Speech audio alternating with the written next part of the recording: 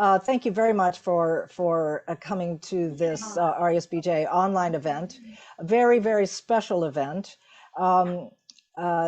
discussing a film titled Isabel Crook, Childhood Memories of Bailuding, and discussing it with the director herself, Fu Han, or also known as Flo, and with members of the Crook family, of which we have several generations, and we are most honored and very privileged to have present, virtually anyway, Isabel Crook herself, now age 106, together with her son Michael and some of the younger generation, who are having dinner and are joining us via a webcam there. And then Carl Crook, another son, is joining us from the United States. So we've got multiple generations, multiple continents, and a really fascinating talk. Thanks to everyone, especially the Crook family. Now, I hope every one of you should have gotten the notice that we will not be showing the film itself, because each of you has at least once gotten links to the film, both on YouTube, and on QQ.com, and also some of you via a CCTV link, which has Chinese narration. Let me introduce the director, Fu Han, also known as Flo. She is the CEO of Inside Out Cultural Exchange Company, as well as a musician and, listen to this one, an organizer of air shows for small aircraft. And although she was too modest to put it in her bio, she actually flies the aircraft herself. She was inspired by Isabel Crook's unique story to create a film to celebrate Isabel's 103rd birthday. That was in 2018. It is Fu Han's first film, and she's taking part in the event from the United States. Your work has already attracted a huge crowd here online. And I guess my first question for you is, how did you come about to make this film? You've never done a film before, and it turned out marvelously. So tell us the story of how you came about to direct this film. Wow, this is exciting.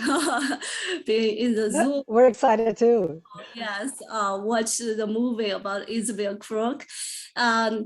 Actually, make a movie is not my goal. I first approached the Bailu town. I want to make a museum about Isabel Crook.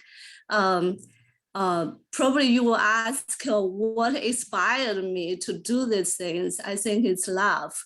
My love for grandma. I call Isabel grandma, and the whole family treat me like a family member. You notice that when we do the rehearsal, and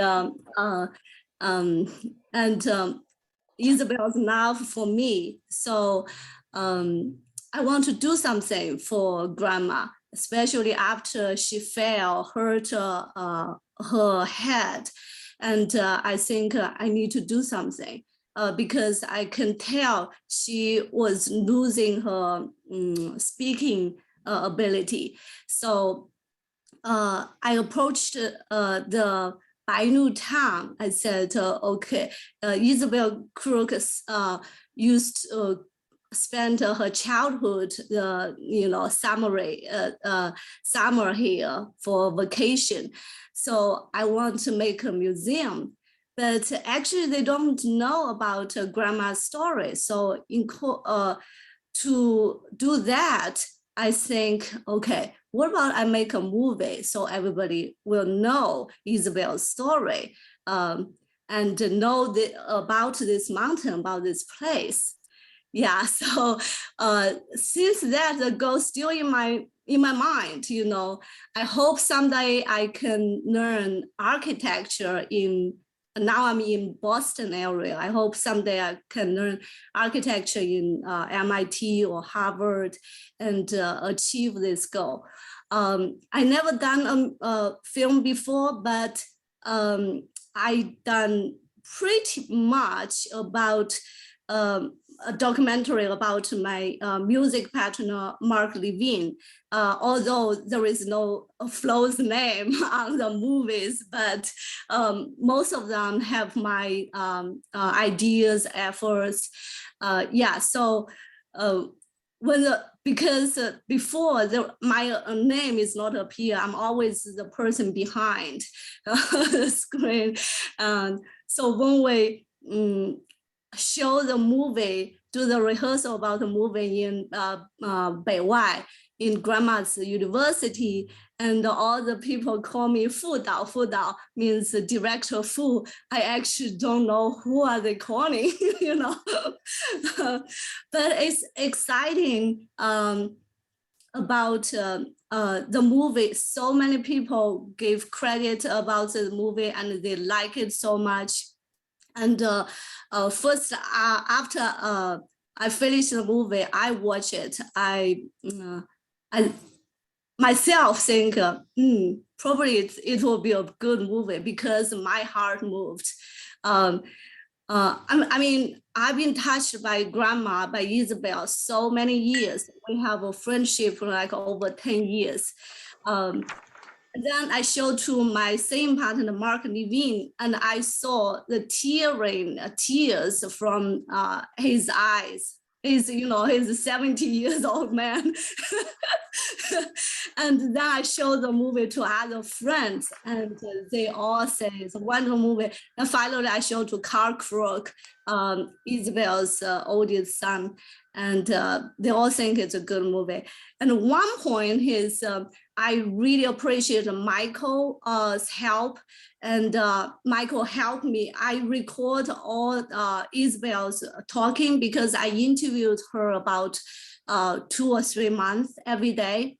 So one day I asked Michael to help me to translate it, and he said, "Wow, these stories she never told me. She told you."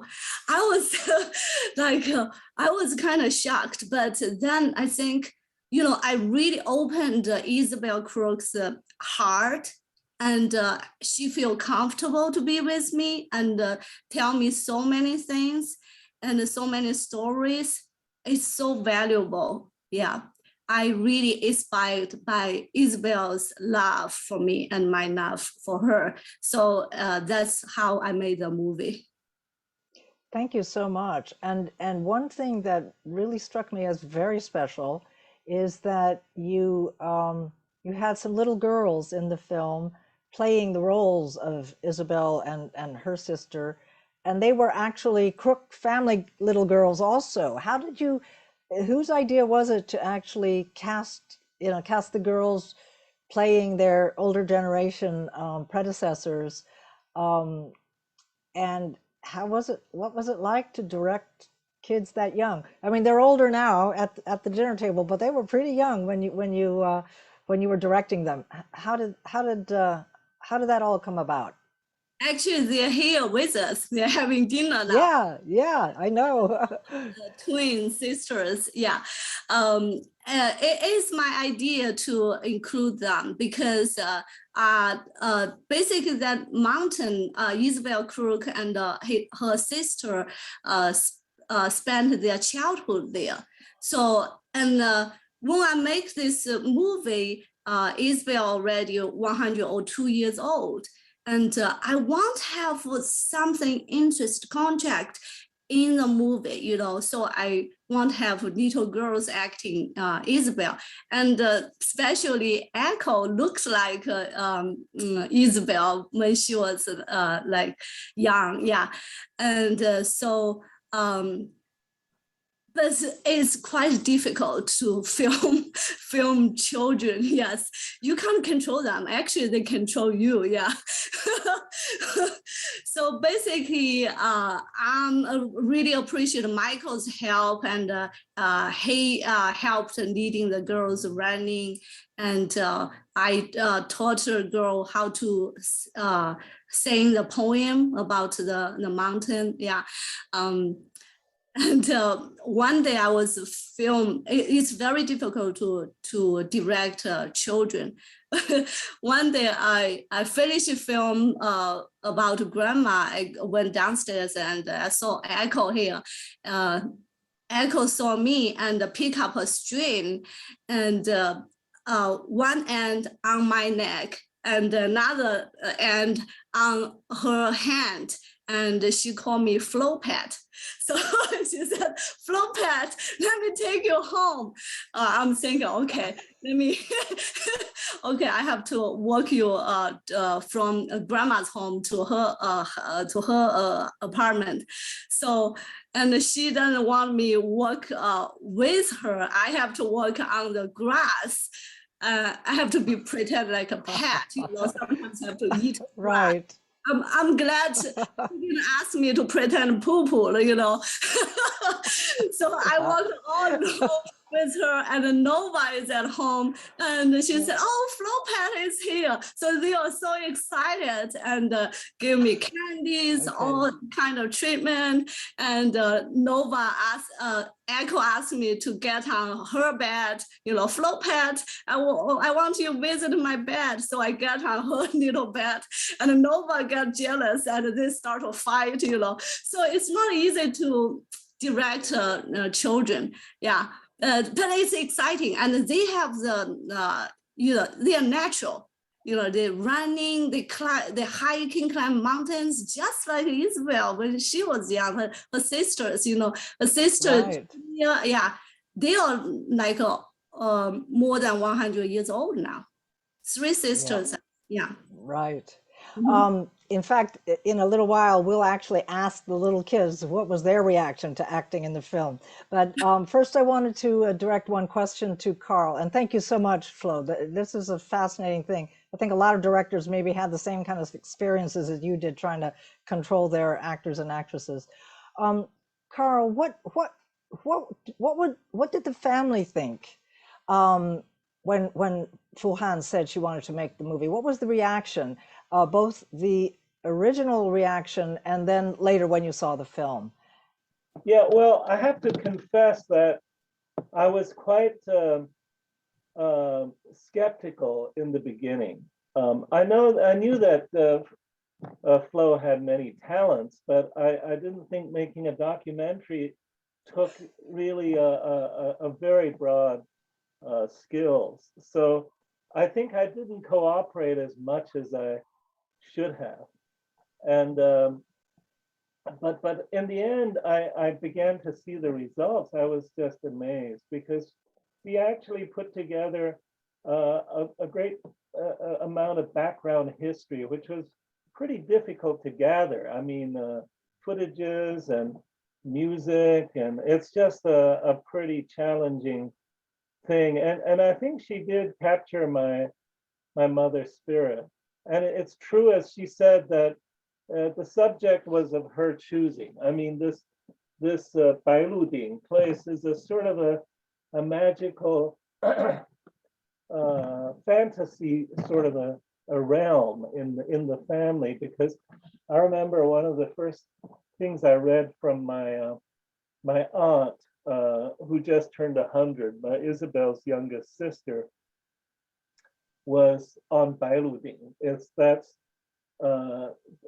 her fondest memory of China. I mean, she now is living in Toronto, but so I knew that Bailuding is a worthy subject, and so much had happened there in the family, both the joys and tragedies. I think one of my mother's siblings died on that mountain.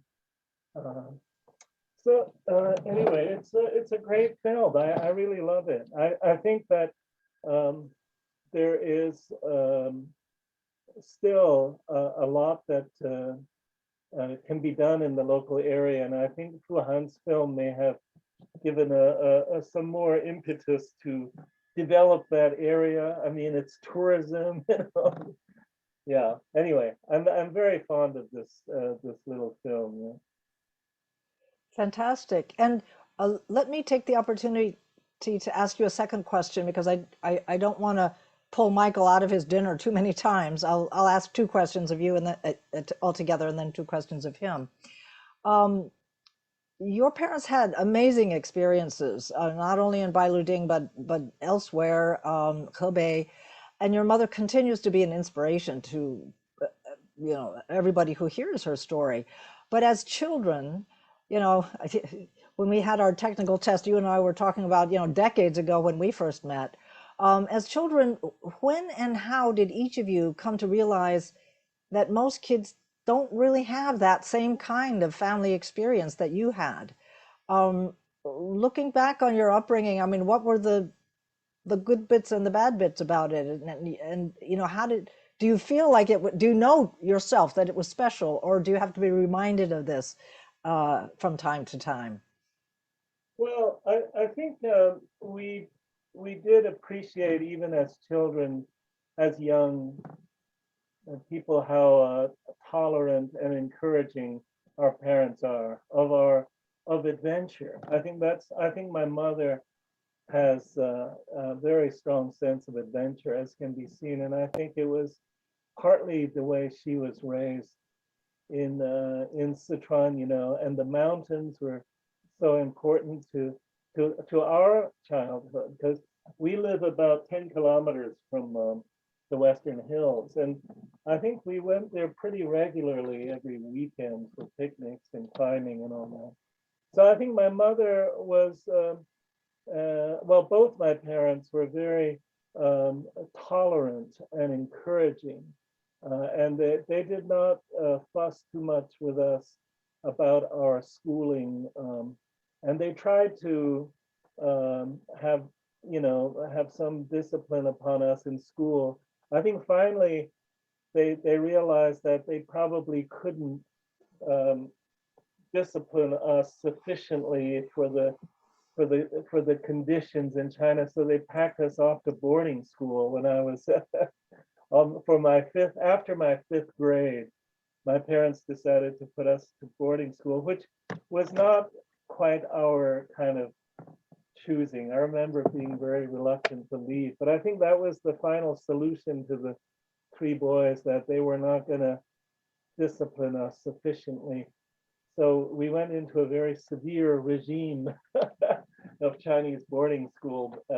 These are not international schools, of course, in the south of Beijing. And I think my mother in particular, I think she was raised with a great amount of, I think from her family, not just adventure, but faith, not just religion, but to have faith and service. And I think she tried to impart all those qualities to us. And of course, the sense of adventure, I think, is an important one. I think I'll probably leave it at that. Actually, there was one question I can't stop myself from asking, because actually I originally thought it might be your brother Paul that I could have addressed this to, because he did work at the BBC, but it's about the fact that your father knew George Orwell, the famous author, who also had a role in the BBC. Did he ever talk about knowing Orwell? And what do you understand of that story? That's a very odd story, because he was not forthcoming with that bit of history until I think I was already in my mid-20s. I was in graduate school in the US when I somehow picked up Orwell letters, a collection of Orwell letters, which were very entertaining writing. It reminded me of Lu Xun's style of barbed essays. And so I told my dad on a summer visit, I said, oh my God, this fantastic author, this Orwell. I hadn't even read his great works. And my father said, after a bit of a pause, says, well, I should confess that I knew him, but not as a friend, And I said, I was very shocked and surprised. I said, oh, how did that come to be? This would have been in the, I think, late 70s, I think he told me this. Later, he wrote about it in his autobiography, so it all became clear, but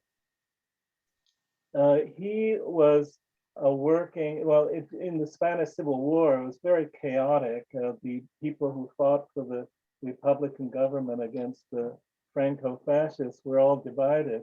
And my father at that point decided that the Communist Party was the one who really had it all together, and that Orwell was somehow undermining, with a group that was undermining them. So he took a mission to infiltrate Orwell's little group, which is called Poon. So he did kind of, you might say, in the worst, you might say he spied on Orwell.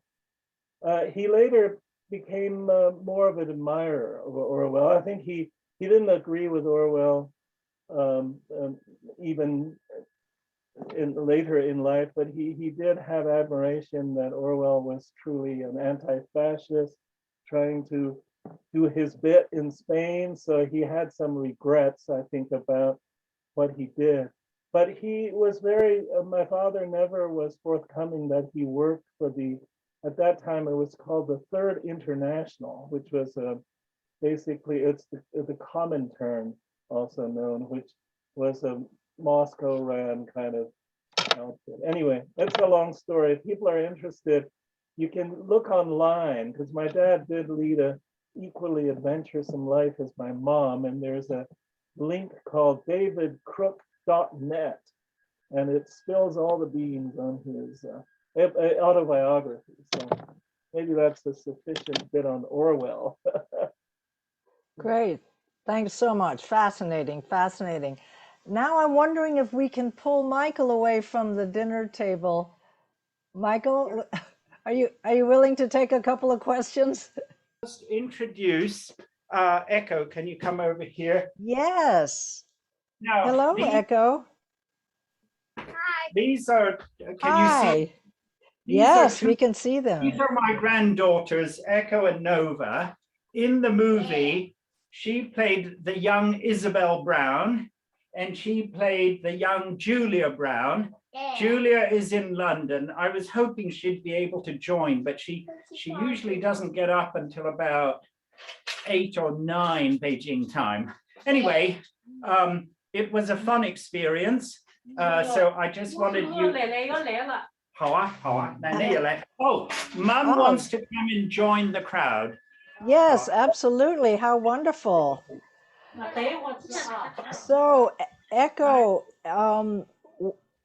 Echo and Nova, what was it like to be actresses in a film? You're so young. Most people have to grow up before they can be a movie star. Torture. Actually, it was torture. One at a time. Yes. Torture? You first. Okay. Well, actually, we've been in 1, 2. No, I've been in 2 movies. We've been in 2 movies, but one around 1. Well, no, 2. Okay. 2. You've been in 3. Well, you know, because of that library one. Yeah, one time we went to a library for a movie. Yes. Yeah. Also, it's very nice, but the 3rd time, Echo went to go in a movie. Echo green screen. One It at was a toward time. Echo. Can you let her talk? Yeah, I had to leave school to do this, and I missed lunch, and I didn't know what we had, so I was sad. It might have been chicken nuggets. That was just sad. No, it's french fries. So, yeah, I had to wear this really sweaty costume and itchy. And they even tried to bribe me with things, but I didn't budge. But they gave you cake. That was after. Okay, so they have school tomorrow, so and they need to get up pretty early. So Okay. I want to just say Thank goodbye. you. Thank you. Thank you so much. You were wonderful performers. Bye-bye. Bye-bye. Bye-bye then. Peace. Okay. Peace. I'll leave you to it and I'll just sit with Mum. So Wonderful. Mum, do you want to just say hello to these people? They can see you. Yeah. Yes? Say hello then. Well, I'd like to. You want to just say hello to those people? You can only see Melinda, but there's actually quite a lot of people behind that camera. Oh, Just say Hi. hello. hello to all of you. Hello. Thank you. Thank you so much, Mrs. Crook. You don't remember me. My name's Melinda. We met many years ago. We went on a picnic together. You and Michael and Carl, we went on a picnic and I enjoyed it so much. And your life is so remarkable. We've been very, very inspired by your life experiences. Do you want to go and sit down while I answer some questions? Yeah. Okay. Well, Okay. Harley, you Thank you. sit there. Okay. Right now. No, I want to sit here. So now, Melinda, it's fun to be part of this, and I think our family story is quite an interesting one, quite Oh, inspiring. absolutely. So, do you have questions for me? Actually, I had a couple, if you have the time to answer. You know, one of them you did answer about, you know, helping with the kids and everything. Thank you. Bye-bye. And since you live in Beijing, I think this is best answered by you instead of Carl and or Paul, although I'm sure they have their thoughts and their experiences with this too. Among Beijingers, people in your situation are often called red diaper babies, meaning the second generation, right? Red diaper babies, meaning the second generation of Westerners who had helped the Chinese communists during the Civil War or shortly afterwards. Do you like this nickname or do you dislike the nickname? Do you ever get together with other second generation individuals? First of all, red diaper baby is not an English term, and I'm English. I believe it's American. We call diapers nappies. Okay.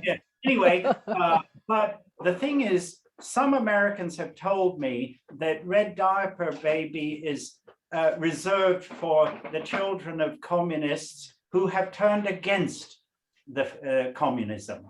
Well, if that's the case, I don't think it wouldn't be appropriate for me. I actually share a lot of my parents' faith. Well, is it faith or values? And also the faith or the values of my grandparents. I think Carl just now mentioned service. I think service is a very important part. And I must say, my grandparents were Christians, but my parents were both communists. And that may seem to indicate a great difference. But in fact, my missionary grandparents were very fond of my father, who was a Jewish communist, and their only communist daughter, I think, was their favorite daughter.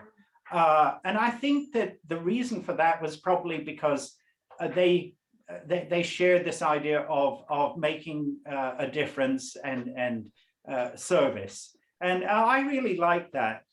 Some of you in Beijing may know that I'm connected with a school called the Western Academy of Beijing, which some friends and I set up together 27 or 8 years ago.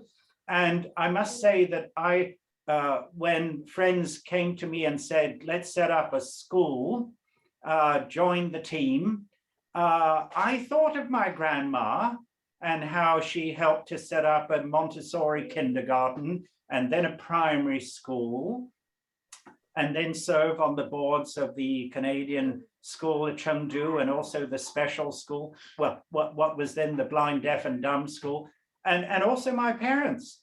For the communists decided to set up something called the Central Foreign Affairs School in 1948, and my parents were among the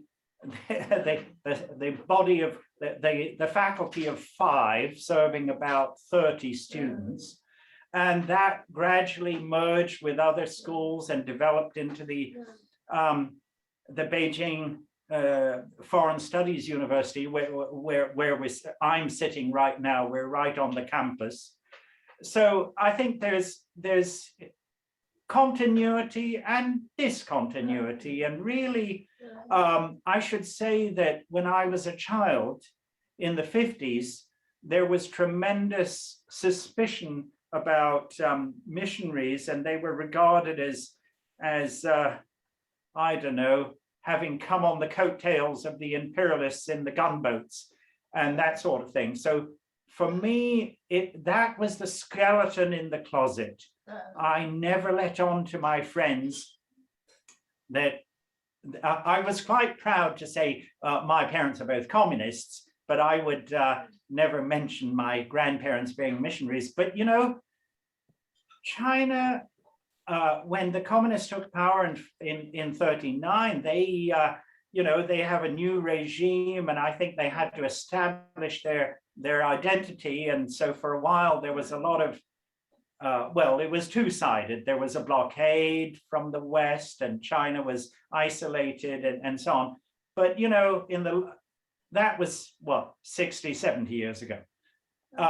Since the reform and opening, gradually engagement with the West and I should say that in Flo's film, she mentions that my grandma, actually my grandpa too, was involved in setting up this primary school, which they then called the Dewey School after the American educator John Dewey.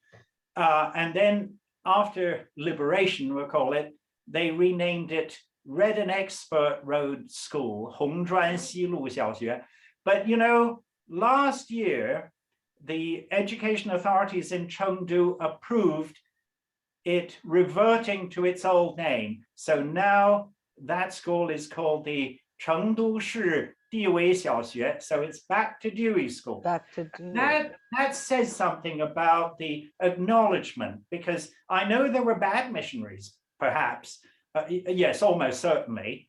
But you know, most of them, I think, were well-intentioned and did quite a lot of good and had interesting lives. Yes, and so you have followed in the footsteps of both your parents and your grandparents, because you're in the education field, right? So here's a question for you. Your family has seen the entire gamut of every kind of educational road that could be taken in China, from the missionaries to whatever.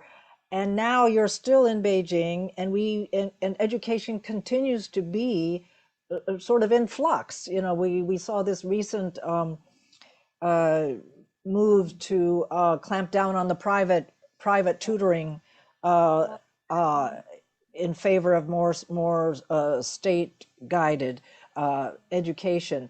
Now, some people say that movement had a lot to do with how expensive it was becoming to educate children, to the point where some Chinese families are stifled from having children, or discouraged because they don't think they can afford it.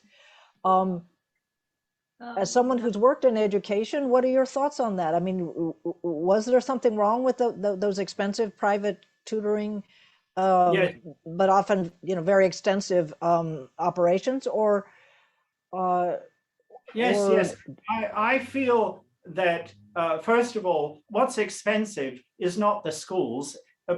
China has a compulsory education law entitling the children of Chinese citizens to a free public education. So students who have, my granddaughters, well, my brothers and I attended Beijing local public schools. We never paid school fees. We used to pay for the lunch, but not the education.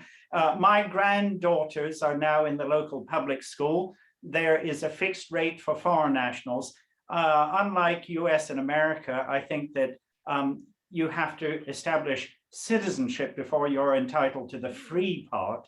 So, but I pay 3,000 yuan per term for my children to attend the local public school. That's not really expensive.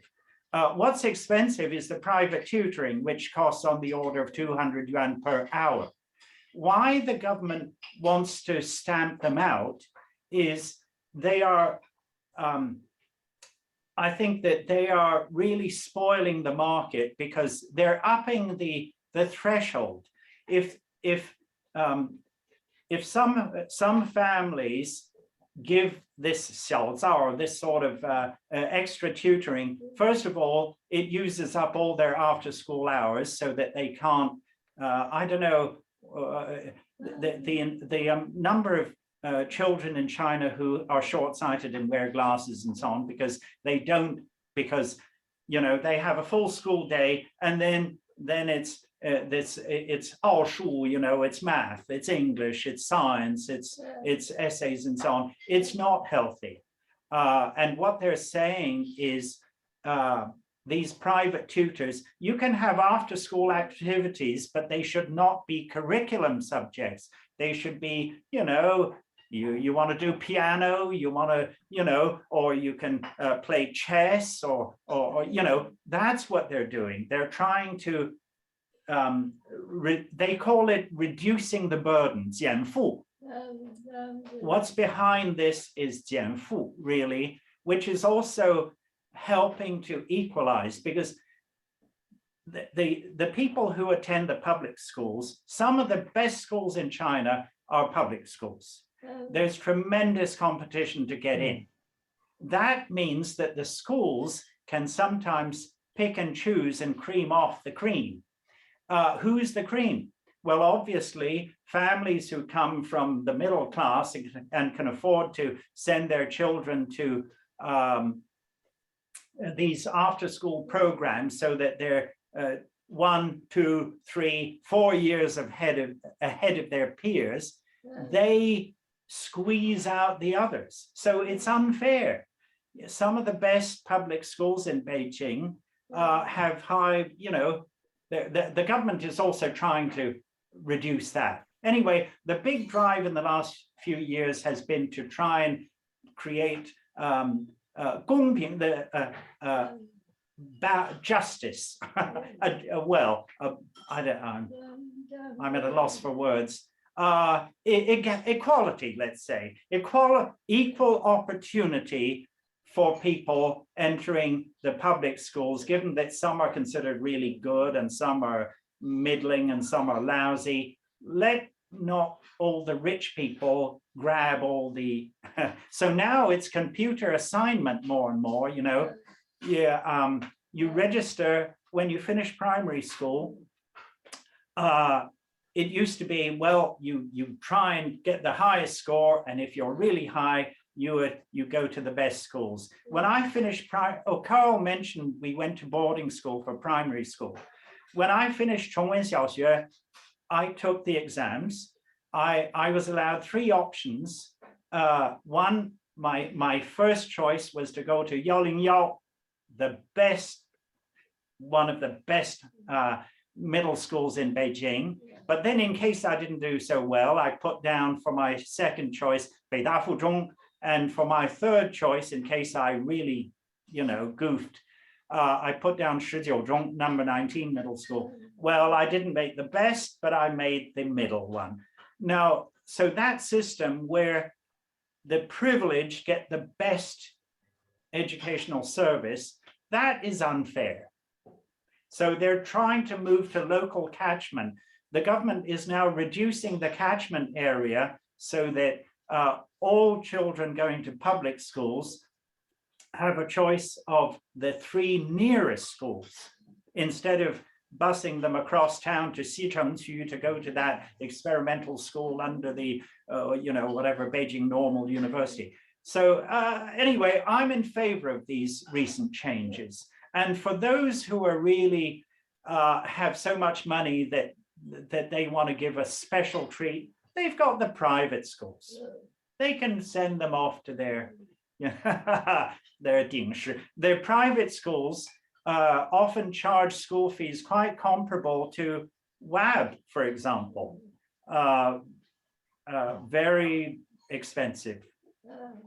Right. You know, they cost 3 times the monthly wage per month fees. Thanks so much. As you was talking, I Boring. was, no, I mean, the valuable thing of having this conversation about education with you is that you have seen the continuity of it. You're not just taking one small chunk of time and, trying to understand it out of its context. You've seen so much, and of course your mother has seen even many more decades more. I was wondering if I could take the liberty of asking you to maybe answer on your mother's behalf a question that's come up from one of our members, which is what is the secret of longevity in your family? Longevity in your family. I think the first thing that pops into my mind is it's in the genes. My Aunt Julia, 104 in London, my Aunt Muriel, 100 this year in Toronto. Now, they had quite different lives, and yet they're all they've all lived to 100. But I think that what they have, so there's genes in common, but also I think activity, physical and mental activity, that's the way to, I think, probably. And good socializing too. Yeah. Yes, you make a point of bringing your mother and going out having dinner with friends, and I remember having lunch with you a while back in restaurants and things, and I think that's probably part of the formula for success there. Now, I think I wanted to go back to Carl and also Flo before we conclude this. But if there's some other question, can we still grab you? Will you still be around, or do you have to? No, Okay, all right. I'll stick around for a bit longer. I'll mute myself now. Okay, sure. I'll yell for you if we want to ask you a question. Right. Okay. And Carl, I wanted to take this opportunity to ask you a question. One of our members asked, Mrs. Crook had profound knowledge of the Yi minority in Sichuan. I wonder if she had contact with Yi communities later, in later stages of her life, and what would she say would be the best way to fit into these communities, which are often very poor. And Carl, you might not remember this, but I was honored enough to be at a picnic with you and Michael and your mother, where she told me that because she had green eyes when she was working among some of the Yi or Tibetan minorities in southwestern China, they thought she was the devil. And she said they actually wanted to beat her to death at one point. And no, I mean, she, it didn't get bad, but she was remarkably adventurous to go into these remote and little understood minority communities and do work. What would you say was her secret of success as an anthropologist doing this kind of field work? Well, I recall that in 2004, we went back, my brothers and I and my sons, we made a big family trip back to this Yi village, which was in the Hanyuan. It's on the Dadu River. And the village was, I should say, it was not much different. In fact, it was a little more run down than it was back when my mom was, I think my mom went when she was 24 years old. And they were very friendly to us, and there were still people who remembered my mother. And this was almost, it was like, it would be about 55 years later. And I should say that my mother did take an interest in doing it in the beginning in his anthropology when she returned to China from Toronto University, that she wanted to do minorities in China as her study, but she gave that up because of the communication problem. But before she gave it up, she took 2 stabs at it, and one was with the Yi village, and another was in a Tibetan village, which she spent on and off even more time. She spent about a year living on the top of this hill, a much smaller village than the E. And I went there and I was quite daunted. I thought, my God, I took my son there and said, could you live in this village for a year? My mom certainly had a sense of adventure, and that was during a very chaotic times of banditry. And so she was very bold. But in the E village, I should say that they still had a lot of their tribal. My mom took these pictures where they had their weapons and and their leather armor. I mean, which they put on for show, and there was there was a lot of history there that she couldn't get through to. Though she has wonderful diaries, journals, which we've donated to the local studies. People there in the archives are quite interested because she worked as a kind of, she visits every household and takes these incredibly detailed journals as to who does what. And I can imagine she had to walk a lot of the way to get there. Yeah, her trips just getting out there was, we were able to actually, the road led right to the village.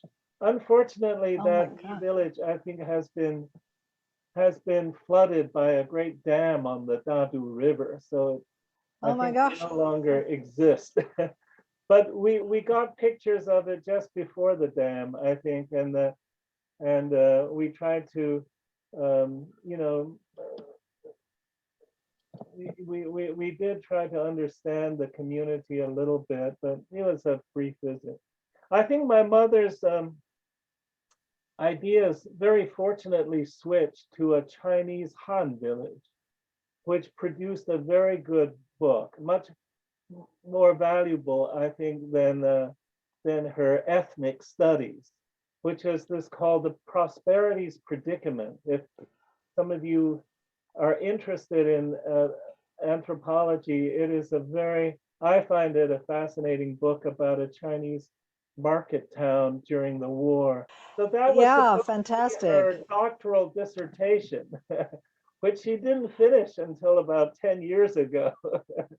Right. Yeah. Well, that was the fascinating thing, and it also evocative of this idea of like tremendous continuity, that she did this work decades and decades and decades ago, and it must have been a tremendous sense of achievement for her to see it published like that.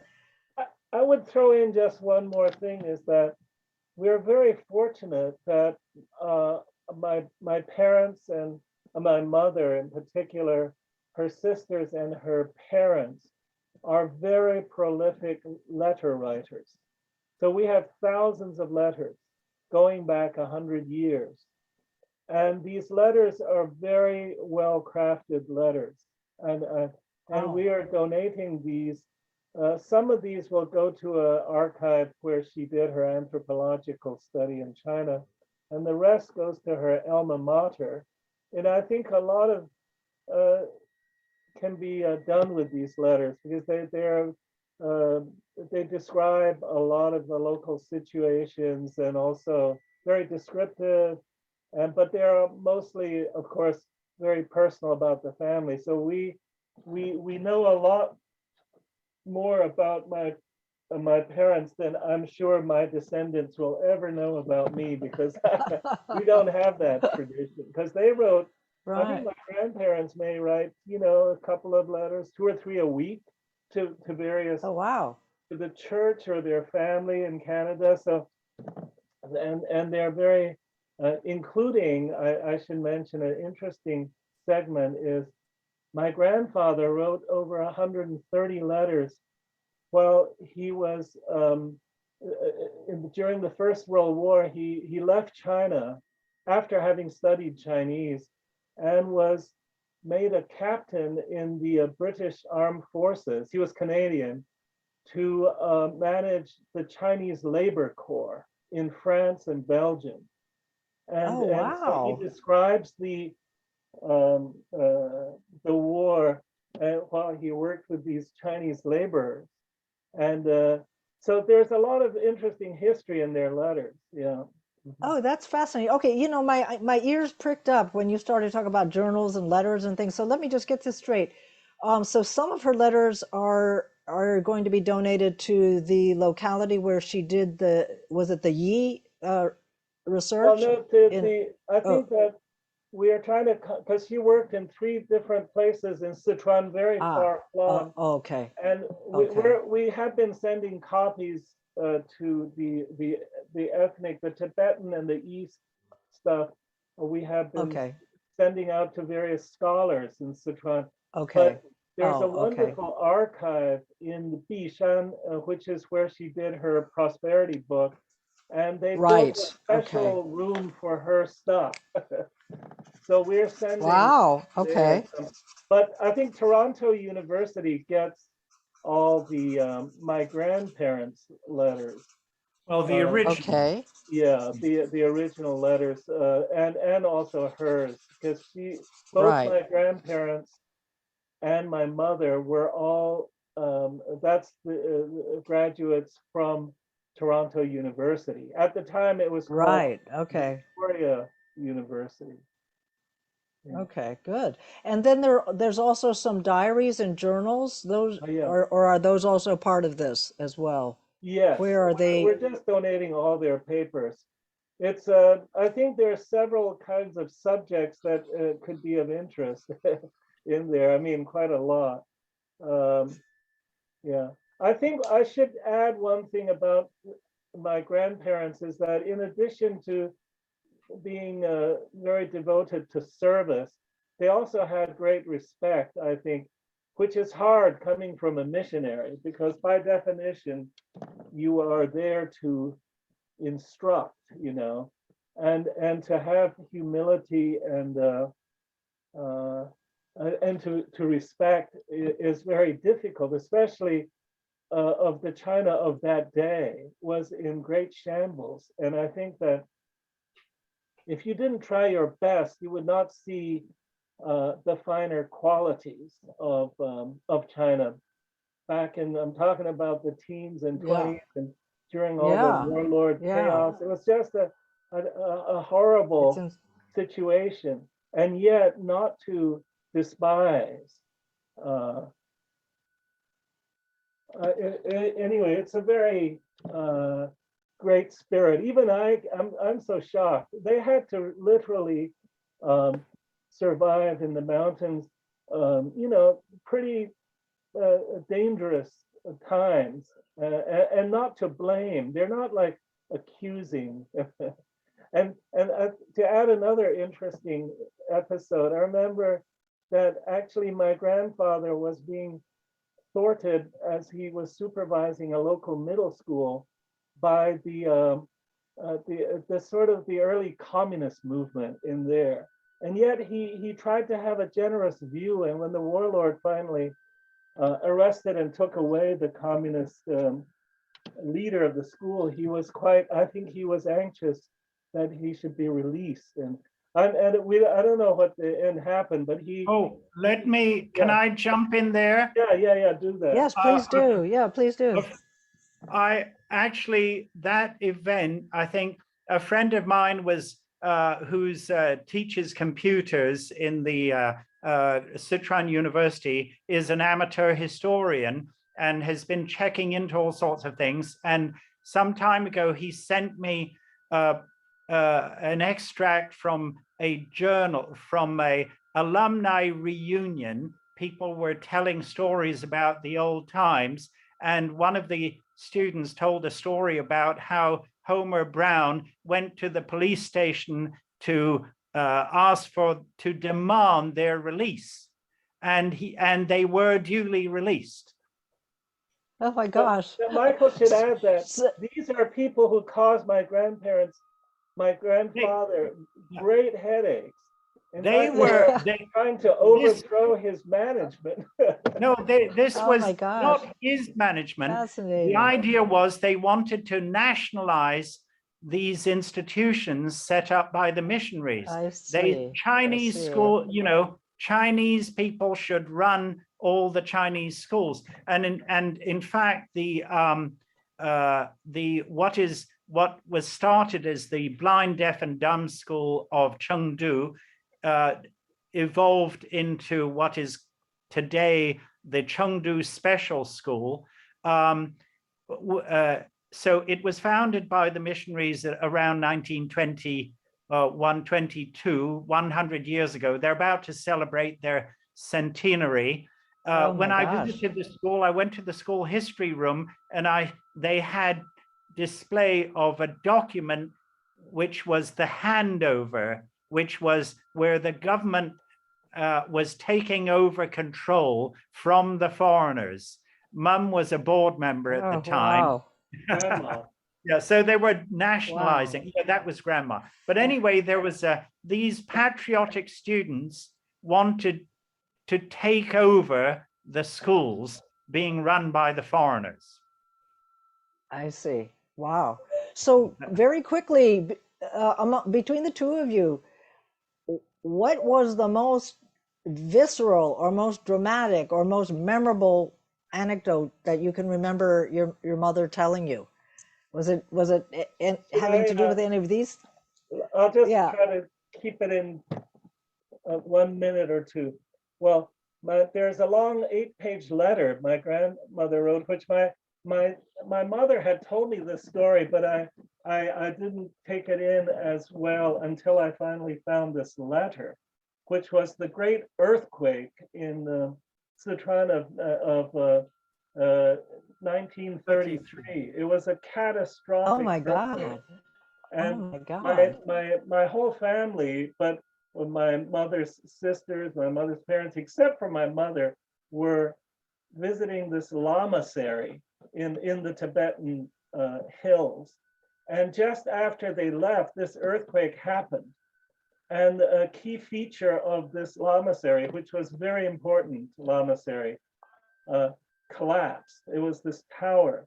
And the local lamas thought that happened because my grandmother was allowed to go up the tower, which no woman has ever been allowed. Oh no! And, oh no! The guide, who was a Tibetan guide of my grandparents, who were escorting them away, who was on the road, it occurred to him that the lamas may think that. So he was trying to rush them during this earthquake and said, oh, we must hurry on. We can't stay here, because he guessed that the lamas back at the temple will be in hot pursuit of them. Oh my God. It's an interesting story. They narrowly survived because they were right on the hillside and boulders were running down, and my aunt's my God. chair was crushed. Anyway, so it was an interesting story about how recklessly, things were very dangerous in those days. Finally, the missionaries led a campaign to help refund the building of the tower, though it still hasn't been rebuilt. Well, the government. Oh my God, that's No, we visited that temple and saw the abbot, and they've raised quite a lot of funds, but I think it'll be tricky business because it was a most peculiar construction. I haven't seen another tower like it. We should dig up the photo. Wow. But anyway, they were still talking about rebuilding it when we visited. Oh my God. Oh my God. And what about you, Michael? Very briefly, what was your most memorable anecdote or you must have had so many of them, but. Yeah, well, I don't know. I've been here 50 years now, and Mum's told me so many different stories. I can't think of any particular thing, but I know a lot of stories about Mum's daredevilry. When she was a child, she would climb onto the roof of her school and do a sort of balance beam walk along the ridge of the roof, which building a few stories high, and so she did that sort of thing. But I think that's not. I mean, if that was reflected in her choice of her, her path through life, I think that may suggest that, going to the Chinese communist controlled liberated areas in the midst of the civil war, you know, going to war. Actually, when she finished college when she finished university in Canada, she headed out to back to China in '38. That was right after the all-out, you know, Japanese invasion. Right. So this habit of, and my dad, same thing, you know, sometimes the war breaks out and you're just count yourself lucky that you're not embroiled. Well, Dad sees a war break out in Spain and off he goes, you know. So I think they were a pair. They wanted to be in the thick of it. They didn't want to be bystanders. I want to also comment on Mum as an anthropologist. I think there are two main schools of anthropology. One is the sort of fly on the wall school. You know, you pretend you don't exist and you just watch what's going on and wish that you were invisible. Well, that can be a very interesting way because you're not interfering, you're not changing the mix. But the other thing, and Mother's school was, no, you live their life. And then, you know, so her accounts of you know, when she was doing the Prosperity Village, that's the name of the village. It was by no means prosperous.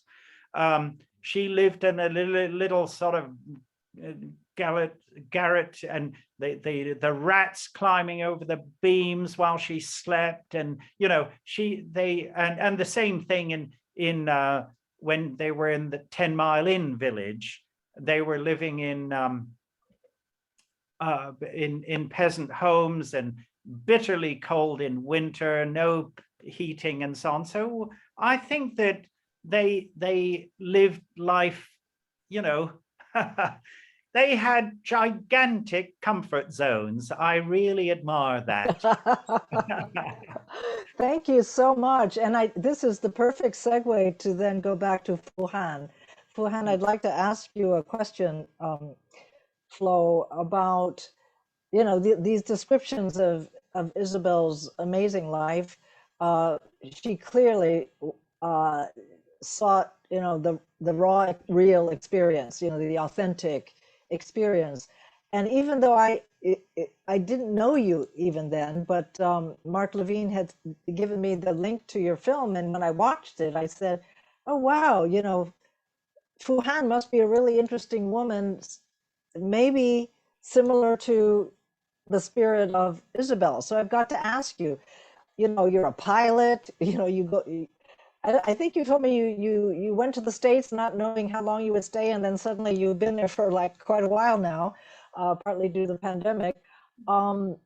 Is there something that binds you and Isabel together that also was part of the inspiration for you doing this film? The sort of the seeking of a real experience, an authentic experience, maybe adventurous. I mean, the pictures I see of you on your moments when you're flying ultralights or whatever, it just seems very, very unusual in a way for a young Chinese woman. You could correct me if I'm wrong, but what do you think of that? I mean, do you think there's a streak in you that's very similar to something you saw in Isabel?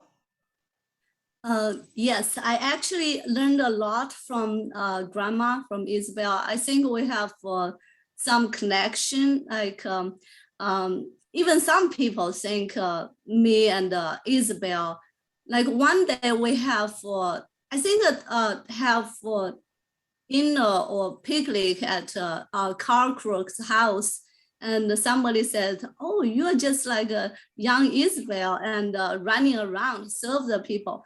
So that's the first thing I learned from Isabel is care about people. Yeah.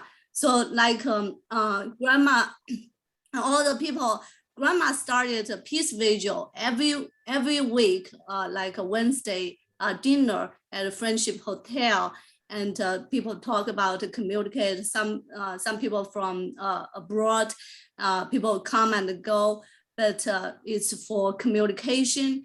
And most of the time I was ordering food for people, but and take care for grandma. But she always we first order 炸花生米 fried peanuts, and she always use the Chinese spoon and do, even she not stable, she get the peanut in my plate. So I was heart moved. And yes, one thing I learned from grandma is care about people. And another thing is, sorry, is brave. I remember we went to Beidaihe. So grandma was, that's 2019, right? We went to Beidaihe, Michael. So it's grandma still swimming in the ocean. And she told me, she said, oh, if I'm young, I can teach you how to dive, you know? Yeah. So but you should add, Fu Han, that she was a champion diver at the university. I think. yeah, she told Oh me my that. God, oh my God. Amazing. So I learned So from great. never afraid to do anything. And she always active. And she always got something to do, you know, have project to do. I think that's added in her long life. Second is brave. Third is active. No matter, you know, she 103 years old, 104 years old, even probably now, she still join. Like today, she still join our Zoom meeting. You know, she exercises 3 times a day. You know, she lives on the third floor apartment, so she come down, up, 3 times every day. Yeah, very Wow. active. Wow. Care about people. And as she said in my movie, you know, she record all the same. That's even though this movie is my first movie, I start to learn from that. I start to record everything now, you know, because once it's gone, it's gone. We need to, you know, stories need to be remembered. Yeah. So Thank I you so much, Flo. from grandma. She's a wonderful person. Yes. She cares about other people. She has so much love. Yeah. Thanks so much. Very moving. I knew there was a connection there, and you very eloquently described it. I think very unfortunately the time has flown. It's been so much fun to talk and catch up, but we're reaching the end of our allotted time now. But we have, I think, this whole event has largely been a tribute to Isabel Crook, to her family, to Fu Han, who has documented her life with such a lovely film. And we have one more treat to close out our event, which is a name that we've mentioned a couple of times tonight, several times actually, is Mark Levine. He's not only an RASBJ member, but he's an old friend of the Crook family and a friend of Fu Han. And for those of you who've seen the film, you might have seen his credit there and heard his voice because he sang the song that closed the film. And therefore, we thought it might be fun tonight, as we close this event, to ask Mark to sing his song to Isabel tonight. On the road to build a new day. And I actually wrote it independent of Fu Han making the movie. And as she was coming to an end of the movie, I said, oh, would you like to use my song? And she said, I was going to tell you I want to use her song. So she decided to put it at the end. So I'd like to share this.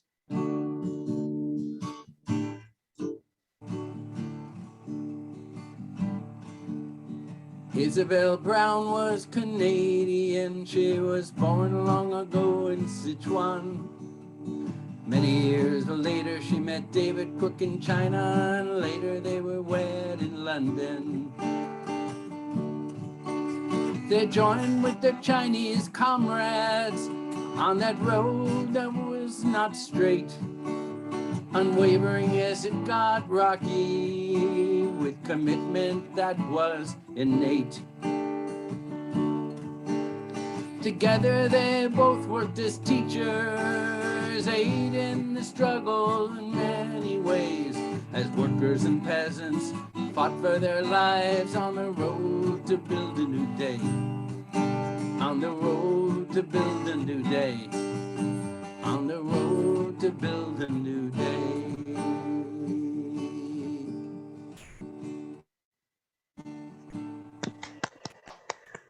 Thank you. Great. Thank you. Really Thank you, nice. Mark. Thank you so much. Thank you, Fu Han. Thank you, Carl, Michael, and most of all, Isabel. With that, I will conclude our meeting. Thanks to everyone and good evening.